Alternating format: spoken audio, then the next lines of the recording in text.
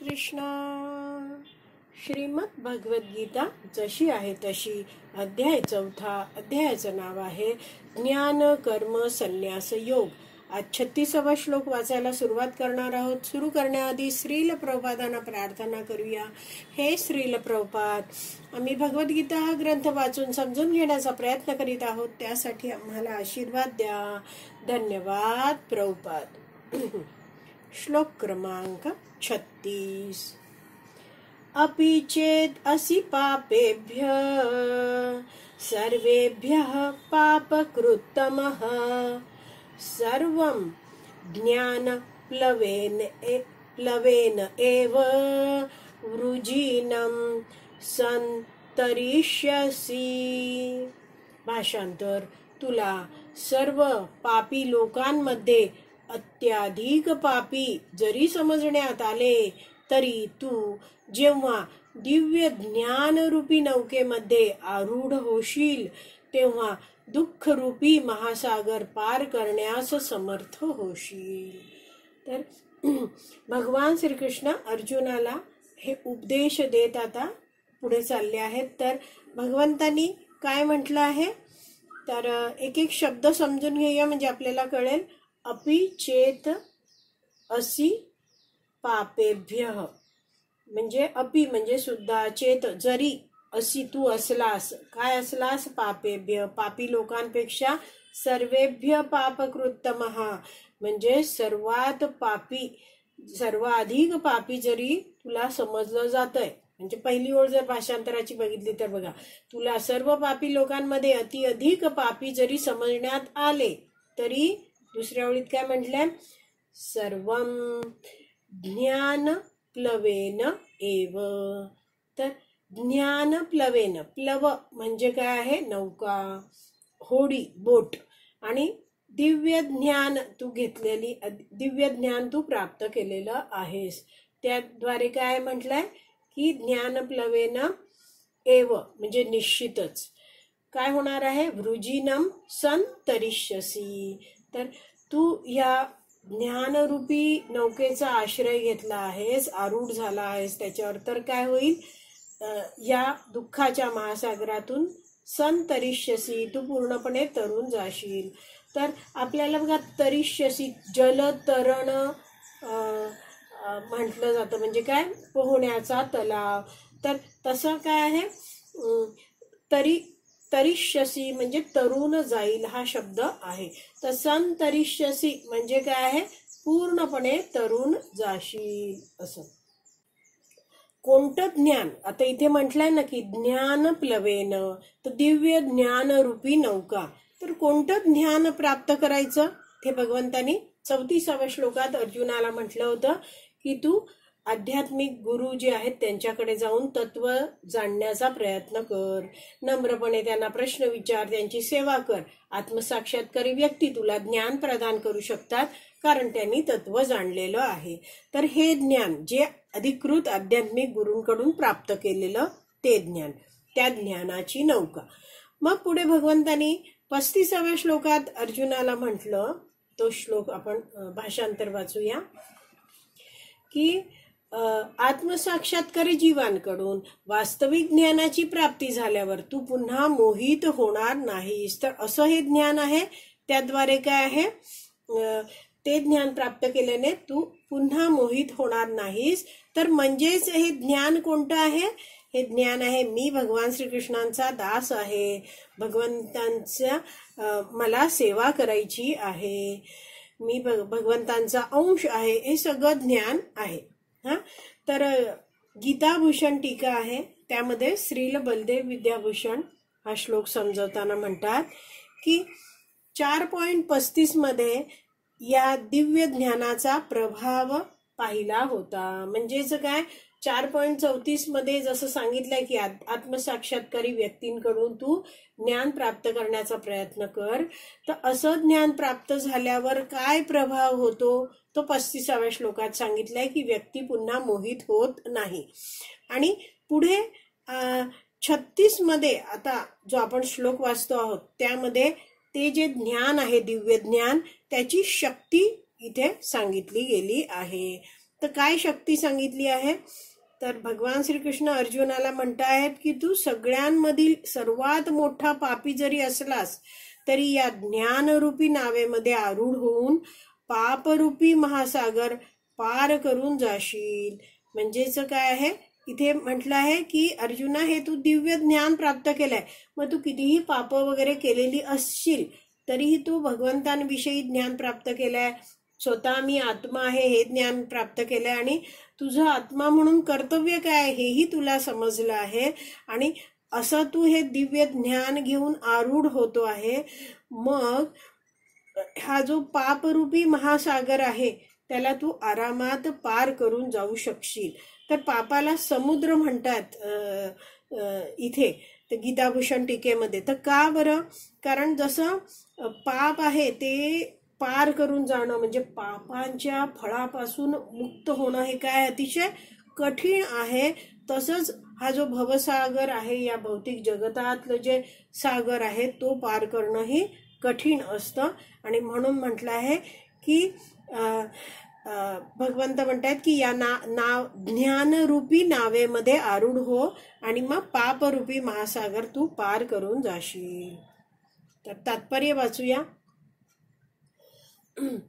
स्वतःच्या स्वरूप स्थितीचा श्रीकृष्णांशी असणारा संबंध योग्य रीतीने जाणणे ही इतकी सुंदर गोष्ट आहे की यामुळे अज्ञानरूपी महासागरात चालणाऱ्या जीवनार्थ संघर्षातून मनुष्याचा तात्काळ उद्धार होऊ शकतो. हे केवळ 2.5 ओळींचं वाक्य आहे, पण ह्यात खूप साऱ्या गोष्टी बघण्यासारख्या आहेत. बघा, आपल्या स्वरूप स्थितीचा श्रीकृष्णांशी असणारा संबंध म्हणजे काय आहे? आपण या ज्ञानाद्वारे काय जाणतो आहोत?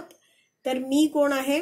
मी आत्मा आहे, भगवंतांचा नित्य दास आहे आणि भगवंत माझे स्वामी आहेत आणि माझा भगवंतांचा संबंध काय आहे? भगवंतांचा मी अंश आहे आणि त्यांची मी सेवा करायला पाहिजे.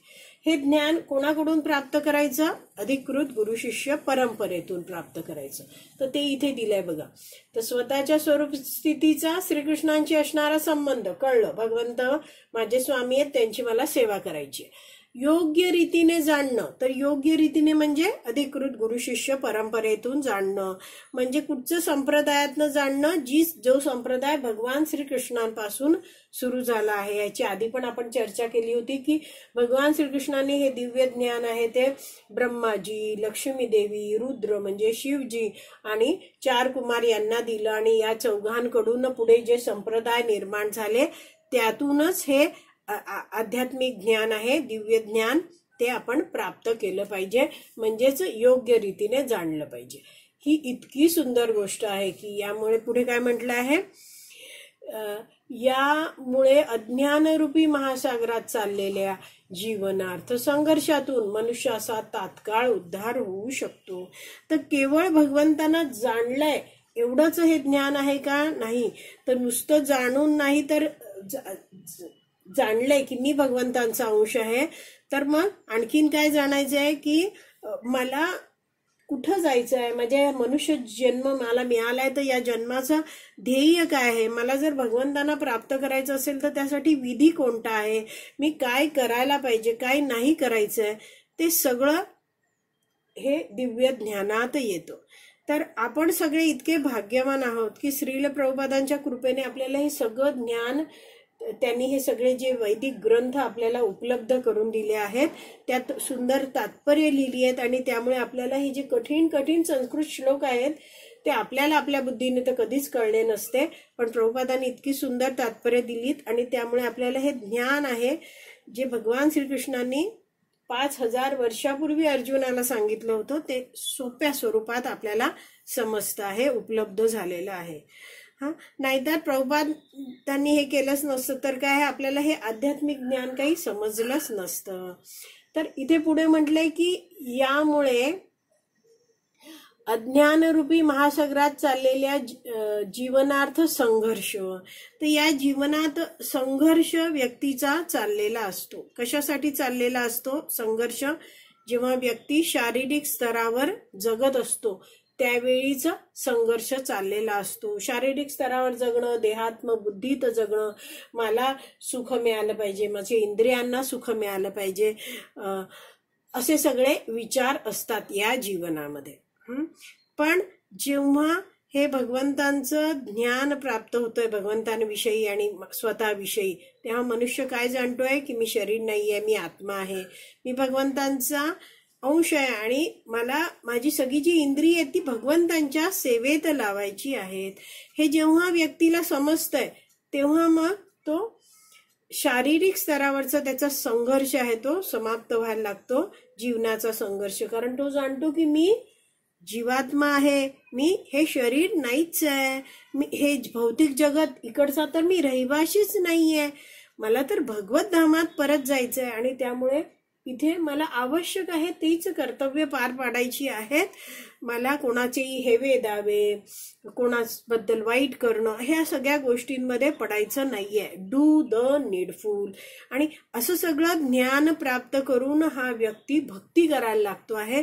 तर मग काय होतं की हे जीवनार्थ संघर्ष आहे त्यातून मनुष्याचा तात्काळ उद्धार होऊ शकतो. त्याचा तात्काळ उद्धार होऊ शकतो. म्हणजेच काय आहे, शारीरिक स्तरावर जीव हा जगत नाहीये, भक्ती करतोय, भगवंतांची सेवा करतोय, मनाला वाटेल तशी का नाही. हे जे आध्यात्मिक गुरु आहेत ते मार्गदर्शन करतात की कशा रीतीने तू भगवंतांना संतुष्ट करू शकतोय, हे असं हे जाणतोय तो आणि व्यवस्थितरित्या आपली कार्य करतो आहे. तर मग तो त्याला पुन्हा या जगतामध्ये यावं लागणार नाही, त्याचा या संघर्षातून तात्काळ उद्धार होऊ शकतो. तर पुढे वाचूया आपण. या भौतिक जगाची तुलना कधी कधी अविद्यारूपी महासागराशी आणि कधी कधी वणव्याने पेट घेतलेल्या अरण्याशी करण्यात येते. तर आपण अनेकदा बघतो की काय आहे, अविद्यारूपी महासागर म्हटलं जातं. हा अविद्या आहे म्हणजेच काय आहे, अज्ञानाचा हा महासागर आहे, ज्यात मनुष्य या भौतिक जगतात येतोय. तर खरं तर हा जीवात्मा आहे, भगवंतांचा अंश, पण विसरून जातो, स्वतःला शरीर मानायला लागतो. असं हे अविद्यारूपी महासागर आहे.